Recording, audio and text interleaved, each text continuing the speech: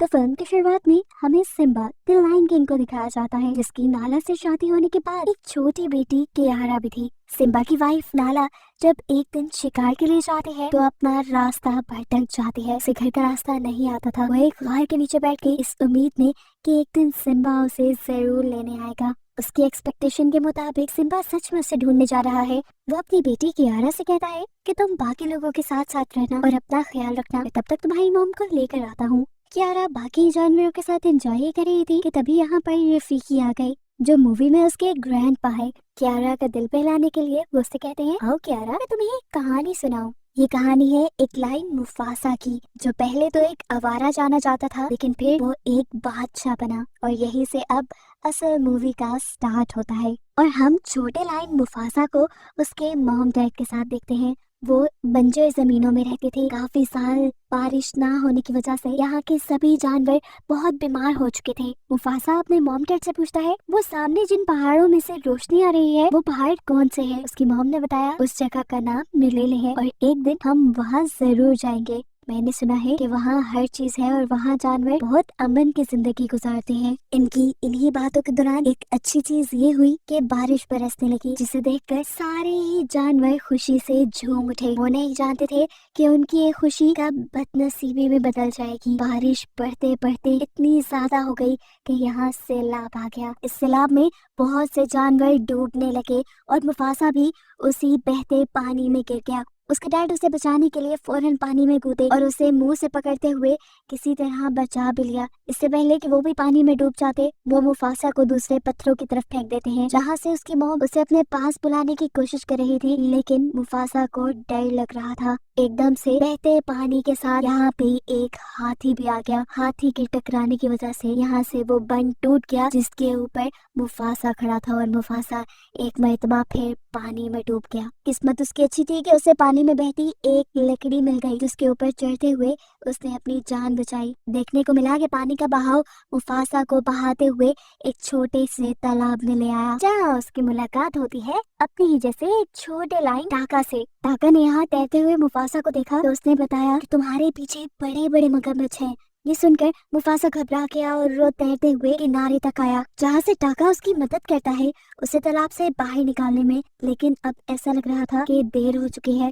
वो मगरमच्छ बिल्कुल इनके करीब थे, लेकिन ठीक वक्त पे यहाँ टाका की मॉम ने आकर उन मगरमच्छों पे गुरा कर उन्हें यहाँ से भगा दिया और ये दोनों बच गए। अब टाका मॉम से कहता है, मॉम हम मुफासा को क्या अपने घर ले चले, लेकिन उसकी मॉम मना कर देती है क्योंकि उनके ग्रुप का एक रूल था, वो किसी भी आवारा को अपने साथ नहीं रखते थे। तब मुफासा बोला, नहीं मैं आवारा नहीं हूँ, मेरे डैड अपने एरिया के किंग हैं। लेकिन अब वहाँ सैलाब आ गया है और उसी सैलाब में बहते हुए मैं अपने मॉम डैड से दूर आ गया हूँ। उसकी ये दुखी कहानी सुनकर टाका की मॉम भी इमोशनल हो गई और उसे लेकर अपने घर आ गई, जहाँ पर टाका के डैड भी थे, लेकिन वो मुफासा को देखकर और ज्यादा गुस्सा हो गए। गुस्से में उन्होंने भी टाका की मॉम से वही कहा जो टाका की मॉम ने कहा था कि हम आवारा को अपने ग्रुप में नहीं रखते। इधर दोबारा मुफासा बोला, मैं आवारा नहीं हूँ, मैं जानता हूँ मेरे मॉम डैड मुझे ढूंढते हुए एक दिन यहाँ जरूर आ जाएंगे और वैसे भी मैं बहुत टैलेंटेड हूँ, मैं इतना तेज भाग सकता हूँ कि आपको भी रेस में हरा दूं। ये सुनकर किंग बोले, अच्छा ठीक है, अगर ऐसे ही बात है तो तुम टाका को हरा कर दिखाओ, फिर हम तुम्हें अपने ग्रुप में रखने को मान जाएंगे। रेस शुरू हो जाती है और हम देखते हैं कि टाका की स्पीड मुफासा से कहीं ज्यादा थी। वो आगे आगे बढ़ रहा था। एक पॉइंट तो ऐसा भी आया कि मुफासा गलती से पानी में गिर गया। वो डूबने ही वाला था कि ठीक वक्त पे आकर टाका ने उसकी जान बचाई। जिसके बाद जब रेस कंटिन्यू हुई तब भी टाका आगे आगे था। वो चाहता तो बड़ी आसानी से ये रेस जीत जाता, लेकिन उसे एक दोस्त, एक भाई की जरूरत थी। ये कहते हुए उसने अपनी स्पीड कम कर दी और ऐसे मुफासा को ये रेस जीतने दी। ये देखकर टाका के डैड को बहुत गुस्सा आया कि टाका हार गया, लेकिन टाका इस सबसे बहुत खुश था क्योंकि फाइनली उसकी इस हार से उसे एक भाई, एक दोस्त तो मिल गया है। वो तो इस चीज पे बहुत खुश था, लेकिन यहाँ उसके डैड उसे समझाते हैं, टाका ध्यान से रहना, ये जिसे तुम अपना भाई समझ रहे हो ये तुमसे तुम्हारा असल भी छीन सकता है। खैर अब दिखाया जाता है कि टाका और मुफासा दोनों ही एक दूसरे की कंपनी बहुत एंजॉय करते थे। जानवरों के साथ खेलते कूदते वो बड़े हो गए। सब कुछ नॉर्मल चल रहा था, लेकिन एक बात शायद नॉर्मल थी, टाका के डैड ने मुफासा को कभी अपने ग्रुप का मेंबर नहीं समझा था। वो उसे आज तक आवारा ही समझते थे। एक दिन देखने को मिला कि मुफासा अपनी मॉम के साथ यानी टाका की मॉम के साथ शिकार पे गया था। टाका चुपके से पीछे ही खड़ा हुआ था। ये लोग इससे पहले कि हिरन का शिकार करते, इनके सामने एक बहुत बड़ा खतरा आ गया। इनके सामने आ गए सफेद शेर जो इनसे कहीं ज्यादा ताकतवर होते हैं। इन्हें देखकर टाका छुप गया और ये चीज उसके मॉम ने भी नोटिस की। और जब वो सफेद शेर इनके इलाके की हिरणों पे वार करने लगे तो तब टाका की मॉम उनके सामने आ गई। इन दोनों के दरमियान में लड़ाई हो गई और अपनी मॉम को बचाने के लिए मुफासा उन सफेद शेरों से लड़ने लग गया। वो अकेला ही इन दोनों पर भारी पड़ा था, यहाँ तक कि उसने तो एक शेर को पकड़कर मार भी डाला। अपने साथी के मरने से दूसरा सफेद शेर कमजोर हो गया और यहाँ से चला गया। जिसके बाद मुफासा अपनी मॉम को लेकर वापस यहाँ आया। यहाँ आकर टाका और मुफासा की मॉम अपने लायन किंग को बताती है कि अगर मुफासा ना होता तो आज मेरी जान ना बचती। मुफासा अपने ताकतवर शेरों के साथ अकेले लड़ा और उसने मेरी जान बचा ली। इस मर्तबा वो पहली बार थी जब किंग ने मुफासा को अच्छे तरीके से बुलाया और कहा कि मैं तुम्हारा एहसानमंद रहूंगा हमेशा, तुमने मेरी वाइफ की जान जो बचाई है। अभी उसने यही बोला कि मुफासा कहने लगा, मुझे हवाओं का रुख बता रहा है कि वो शेर हमसे बदला लेने आ रहे हैं। अगर आप चाहें तो किसी खबरी को वहाँ भेजकर उनकी खबर ले सकते हैं। बादशाह के कहने पर उनका एक खबरी जब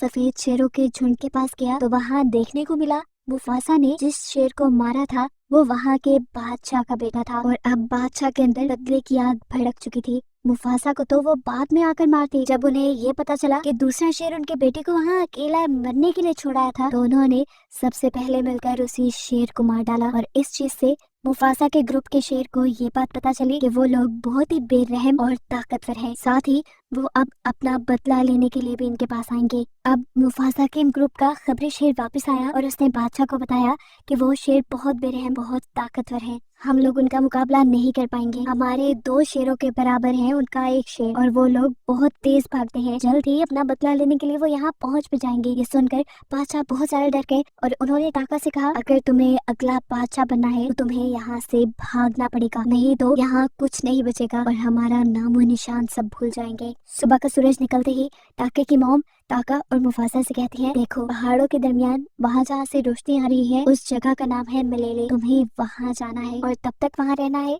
जब तक यहाँ का खतरा टल ना जाए, ताकि ठीक वक्त आने पर तुम अपनी सल्तनत दोबारा संभाल सको। टाका और मुफासा तो यहाँ से निकल गए लेकिन इतने में ही पीछे उन सफेद शेरों का पूरा झुंड भी आ गया और उनके बादशाह ने आकर टाका के डैड से पूछा, बताओ कौन है जिसने मेरे बेटे को मारा था। टाका के डैड ने ऐसी एक्टिंग की कि जैसे वो तो जानते ही ना हो कि क्या हुआ है। इस चीज ने सफेद शेरों के बादशाह को गुस्सा दिलवा दिया। यही उसके बाकी शेर जो यहाँ की तलाशी ले रहे थे उसे पता चल गया कि 2 शेर यहाँ से भागे भी हैं। वो उनका पीछा करने लगे। उनकी स्पीड इतनी तेज थी कि जल्द ही वो टाका और मुफासा के करीब पहुँच गए। उन्हें करीब देखते हुए मुफासा ने टाका से बोला, टाका हमें यहाँ रुक कर लड़ना चाहिए, भागना बहादुरी नहीं है। लेकिन वो ज्यादा थे और मुफासा और टाका 2, इसीलिए टाका ने कहा कि हमें भाग जाना चाहिए। इनकी इन्हीं बातों के दौरान वो सफेद शेर बिल्कुल इनके पास भी आ गए और इनसे आके उन्होंने सवाल किया, बताओ किसने मारा था हमारे नवाब को। उन्हें देखते ही मुफासा ने बिना डरे उन्हें कहा, मैं था जिसने मारा। लेकिन उन्होंने मुफासा की बात पे यकीन नहीं किया क्योंकि वो टाका को सूंघ चुके थे। टाका के खून से बादशाह के खून की स्मेल आ रही थी और उन्हें लगा कि टाका ने ही जरूर उनके नवाब को मारा होगा। हालांकि मुफासा कहता भी रहा कि नहीं, टाका को छोड़ दो, सब गलती मेरी है। लेकिन वो अब टाका के पीछे पड़ चुके थे। ऐसे में टाका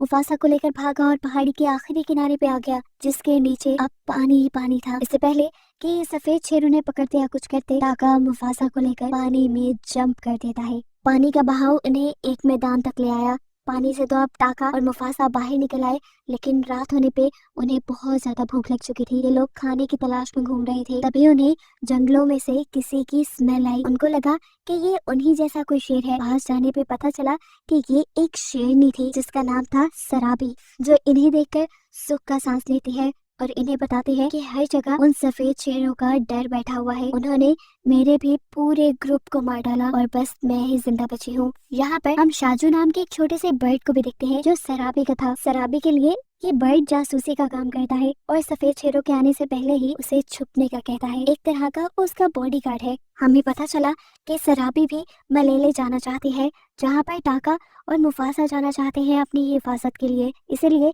ये अपना आगे का सफर एक साथ कंटिन्यू करने का डिसाइड करते हैं। थोड़ा आगे जाने पर इन्हें खाने की खुशबू आई। खाने की क्या, ये तो बंदरों की खुशबू थी जिन्हें ये मार खाते थे। इन्हीं बंदरों के अंदर पहली मर्तबा मुफासा को मिला रफीकी। इस टाइम उसकी उम्र काफी कम है। रफीकी को उसके जैसे बंदर बिल्कुल पसंद नहीं करते, वो उसे अपने झुंड से निकाल चुके हैं। ऐसे में ही वो मिला है इन तीनों से। इससे पहले कि ये लोग रफीकी का शिकार करके उसे खा जाते, रफीकी उसे बताता है कि मुझे मलेली का रास्ता आता है। ये बात सुनकर वो तीनों हैरान हो गए। मुफासा ने कहा, सच बताओ? तो रफीकी ने कहा, हाँ, मैं पहले वहीं रहता था और अब मैं दोबारा मलेली ही जा रहा हूँ क्योंकि वहाँ पर मेरा भाई रहता है। भाई वाली बात तो झूठ थी, लेकिन हाँ, उसे मलेली का रास्ता आता था, ये बात सच थी। खैर, ये बात जानकर कि रफीकी को मलेली का रास्ता आता है, ये लोग उसे खाने का इरादा छोड़ देते हैं और उसे अपने ग्रुप में शामिल कर लेते हैं ताकि वो उन्हें आसानी से मलेली तक पहुँचा दे। सफर करते करते सुबह हो जाती है और सराबी हवाओं के रुख से पता चलाती है कि वो सफेद शेर अभी भी उनका पीछा कर रहे हैं। सराबी को लगता है कि वो सफेद शेर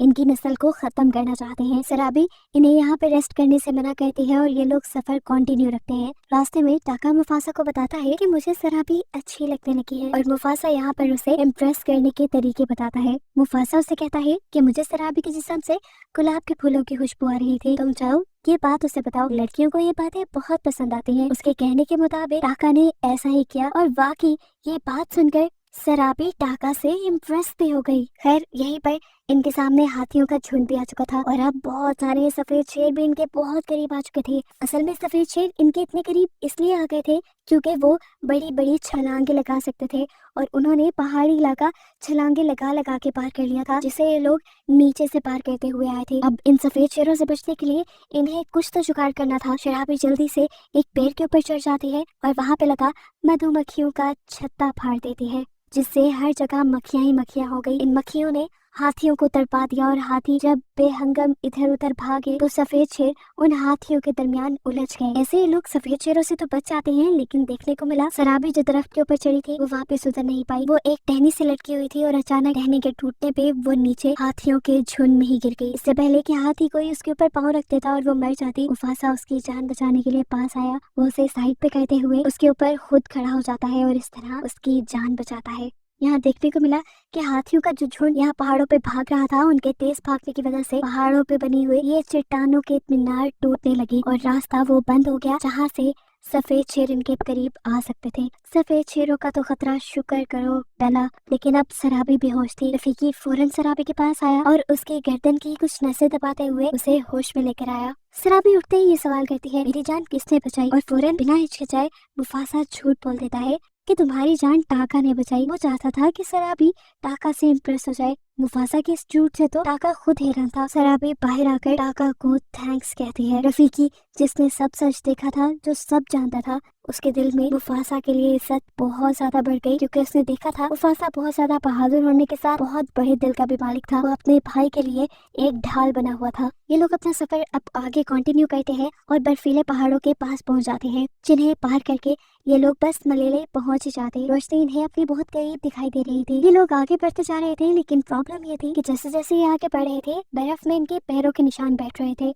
ऐसे में सफेद शेर कभी भी उन्हें देख लेते। तब मुफासा सराबी के बर्ड शाजू से रिक्वेस्ट करता है कि तुम जाकर हमारे पाँव के नीचे की बर्फ को हटाते रहो ताकि वहाँ से सारे निशान मिट जाएं। मुफासा का ये आइडिया बहुत अच्छे से काम कर रहा था। जब सफेद शेर यहाँ पहुँचे तो उन्हें यहाँ पर पैरों के कोई निशान नहीं दिखाई दिए और वो कंफ्यूज हो गए कि अब वो उन शेरों को पकड़ने के लिए किस डायरेक्शन में जाए। मुफासा की इस आइडिया से तो सराबी भी इम्प्रेस हो गई थी। इसके अलावा भी मुफासा यहाँ पे कई ऐसे फैसले लेता है और ऐसे बहादुरी के काम करता है जिससे सराबी को ये बात पता चल जाती है कि मुफासा ही वो था जिसने अपनी जान पे खेलकर सराबी की जान बचाई थी। उसकी ज़हीन बातों से अब सराबी ने ये भी अंदाजा लगा लिया था कि उसके जिस्म से आती फूलों की खुशबू को टाका ने नहीं बल्कि मुफासा ने महसूस किया था। इसीलिए अब वो मुफासा की तरफ अट्रैक्ट होने लगी और ये चीज महसूस करते हुए मुफासा उसे ये यकीन दिलाने की कोशिश करता रहा कि नहीं, ये सब काम करने वाला कोई और नहीं बल्कि टाका था। उनकी ये बहस चलती रही। सराबी चाहती थी कि मुफासा कन्फेस करे सारे काम उसने किए हैं। उनको ऐसे करीब देखकर टाका जेलस होने लगा और टाका को लगा कि मुफासा उसके साथ गद्दारी कर रहा है। उसे अब अपने डैड की वो बात याद आने लगी जब उन्होंने कहा था कि एक दिन आएगा जब ये मुफासा तुम्हारा सब कुछ ले उड़ेगा। अपने गुस्से में टाका को और कुछ नहीं सोचता, उल्टा वो अब सफेद शेरों के पास चला जाता है और वहाँ जाकर उससे कहता है, तुम जानते हो वो कौन था जिसने तुम्हारे बेटे को मारा? वो मैं नहीं, वो मुफासा ही था। मेरी रगों में बादशाह का खून जरूर है, लेकिन तुम्हारे बेटे का खून मुफासा ने किया है और मुफासा को पकड़ने में मैं तुम्हारी मदद करूंगा, क्योंकि मुफासा से मैंने भी अपने कई बदले लेने हैं। टाका उससे कहता है, हम लोग मलेले की तरफ जा रहे हैं, अगर तुम चाहो तो मेरे पैरों के निशानों का पीछा करते करते हमारे पीछे आ जाओ, वहाँ तुम्हें मुफासा मिल जाएगा और तुम उसे मार देना। रात के अंधेरे में टाका ये जो जाल अपने भाई के लिए बचा चुका था, मुफासा इसके बारे में नहीं जानता था। रातों रात टाका वापस आ गया और सुबह होने पे इन्होंने अपना सफर शुरू कर दिया और पहाड़ी को पार करते हुए फाइनली ये लोग मलेले पहुंच भी गए। इस जगह को देखकर मुफासा की खुशी की इंतहा नहीं थी, क्योंकि वो हमेशा से इस जगह के बारे में अपनी मॉम से भी पूछा करता था और इसकी दिल से ख्वाहिश थी कि वो अपनी फैमिली के साथ यहाँ पे आता। मुफासा ने नोटिस किया कि यहाँ पे सारे जानवर काफी अमन से एक साथ मिलकर जिंदगी गुजार रहे हैं। कोई लड़ाई नहीं, कोई झगड़ा नहीं। उनका ये सारा अमन 1 मिनट में खराब हो जाता है जब ये सारे जानवर अपने पीछे सफेद शेरों के बादशाह को देखते हैं। असल में ये सारे जानवर भी सफेद शेर के बादशाह से डरते थे, क्योंकि इन सब के नाक में एक वक्त में इसने दम करके रखा हुआ था। मुफासा हैरान परेशान था कि आखिर सफेद शेर उसके पीछे आए कैसे। वो तो अपने निशान मिटाते चले गए थे। वो इस बात से बिल्कुल अनजान था कि इस सब के पीछे उसका अपना भाई टाका ही है। यहाँ ये अब शेर बिना वक्त ज़ाया किए मुफासा के ऊपर हमला कर देता है। वो मुफासा से लड़ ही रहा था कि मुफासा ने पहली मर्तबा तो उसे धक्का देके दूर कर दिया और तब उसके सामने आया टाका और उसे सच्चाई बताई कि ये सब टाका का किया धरा है। सफेद शेर को मुफासा तक लाने वाला और कोई नहीं बल्कि टाका ही है। ये सुनकर अब मुफासा का दिल टूट गया और इसी सब में दोबारा उस सफेद शेर ने उसे उठाकर वहाँ पहाड़ी से नीचे फेंक दिया। ये मुफासा के लिए अच्छा ही हुआ था। मुफासा जल्दी से एक छोटी सी पहाड़ी के ऊपर चढ़ा और उसने यहाँ सारे जानवरों से कहा कि अगर तुम आज मेरी मदद नहीं करोगे तो देख लेना ये सफेद शेर एक दिन तुम्हारे बच्चों को खा जाएंगे। अभी भी वक्त है, तुम सब कमजोर नहीं हो। अगर तुम सब मिल जाओ तो उस सफेद शेर का मुकाबला मेरे साथ मिलकर कर सकते हो। ये सुनकर सभी जानवरों के अंदर हिम्मत पैदा होती है और वो भी अपने आप को ताकतवर जानकर अपना एक ग्रुप बना लेते हैं और मुफासा के साथ मिलकर सफेद शेर से अपना बदला लेने की ठान लेते हैं। अब जैसे ही वो सफेद शेर इनके पास आए, सारे जानवरों ने मिलकर उन सफेद शेरों के ऊपर हमला कर दिया। इधर जो शेरनियां थी उन्होंने मुफासा के ऊपर हमला कर दिया और उसे उठाकर एक पहाड़ी से नीचे फेंक दिया, जहाँ पे गिरने की वजह से मुफासा काफी जख्मी हो चुका था। उसको जख्मी हालत में देखकर इस सफेद शेरों के बादशाह को बहुत अच्छा लगा और अब वो मुफासा को खत्म करने के लिए उसके करीब भी आ गया। जाहिर सी बात थी, मुफासा जख्मी भी था और सफेद शेर ज्यादा ताकतवर भी थे, तो मुफासा उस शेर का मुकाबला करने के काबिल तो बिल्कुल नहीं था। बार बार मार खाता देखकर ऊपर से टाका को भी मुफासा के ऊपर रहम आ जाता है। उसे अपने पुराने भाई और अपनी दोस्ती याद आ जाती है, इसीलिए वो मुफासा को बचाने के लिए अब इस कड़े में कूद जाता है। इस टाइम टाका ने आकर सफेद शेर से कहा, तुम उसे छोड़ दो, उसे जाने दो। लेकिन अब सफेद शेर बिल्कुल भी रहम के मूड में नहीं था। वो तो अब बदला ले ही रहा था। उसने जब दोबारा बदला लेने के लिए मुफासा पे हमला किया तो अब सामने टाका आ गया और टाका भी उसके हमले से जख्मी हो गया। इस शेर से लड़ने के लिए अब मुफासा और टाका को एक साथ मिलकर लड़ना था। ये बात वो समझ गए। उनकी इसी लड़ाई के दौरान ऊपर हमें दिखाया जाता है कि पहाड़ों में बहुत बुरा ज़लज़ला आ चुका था, जिसकी वजह से पहाड़ शदीद हिलने लगे और ऊपर से पहाड़ों की सतह टूट गई। जहाँ पर मुफासा, टाका और वो सफेद शेर लड़ाई कर रहे थे, वो जगह भी टूट गई और ये लोग जाकर नीचे पहाड़ों के पानी में गिरे। मुफासा ने ऊपर से देखा कि इनके गिरने के बाद एक बहुत बड़ा पत्थर भी इनकी तरफ आ रहा था। उससे बचते हुए वो खुद साइड पे हो गया और उसने सफेद शेर को पत्थर के नीचे धक्का दे दिया। कुछ ही सेकंड में ये पत्थर उस सफेद शेर के ऊपर गिरकर आखिर ये सफेद शेर खत्म हो जाता है। यानी साफ था कि मुफासा और टाका ने अपनी बहादुरी से उस सफेद शेर को हरा दिया था। अब ये देखकर कि हमारा बादशाह मर गया है, बाकी सारे सफेद शेर और शेरनियां डरकर यहाँ से भाग जाती हैं। मुफासा की ये बहादुरी देखकर मलेले के सभी लोग मुफासा को यहाँ का नया बादशाह बना देते हैं। ये जानकर वो बहुत खुश हुआ था। हर जगह मुफासा के चर्चे थे और मुफासा का नाम सुनकर अब मुफासा से मिलने के लिए कोई आया। ये मुफासा की मॉम थी, जो इतने बड़े हुए मुफासा को पहचान तो नहीं पाई, लेकिन उसके नाम से उन्होंने उसे पहचान लिया। ये दोनों यहाँ मिलके बहुत खुश हुए और इमोशनल भी, क्योंकि यहाँ मुफासा को पता चला था कि उसके डैड मारे गए हैं। अपनी मॉम से मिलने के बाद यहाँ पर अब टाका आया। टाका मुफासा से जब माफी मांग रहा था तो सभी जानवरों ने ये नारा लगाना शुरू कर दिया कि इसे माफ मत करो, ये गद्दार है। यही सफेद शेरों को यहाँ लेके आया था, ये आवारा हमारे दरमियान में नहीं रह सकता। ये सुनकर मुफासा ने सबको डांटा और बोला, ये मेरा हुक्म है कि टाका यही रहेगा, जब तक मेरी हुकूमत है मेरा भाई टाका मेरे साथ रहेगा। मुफासा की अच्छाई देखकर टाका को अपने अंदर और ज्यादा गिल्ट महसूस होने लगा और उसने मुफासा से कहा, आइंदा कभी मुझे याद नहीं करना। ये कहकर वो वहाँ से चला गया गुमनाम पहाड़ों में। और मुफासा की ये कहानी यही खत्म हो जाती है, जो कि रफीकी कियारा को सुना रहा था। कहानी के खत्म होते ही हमने देखा कि कियारा के डैड उसकी मॉम को भी यहाँ ले आए थे। यहाँ पे कियारा को पता चला कि अब कियारा का एक भाई भी है, जिसे देखकर वो बहुत ज्यादा खुश हुई। और बस इन सबको एक साथ खुश दिखाते हुए ये कहानी यहाँ खत्म हो जाती है।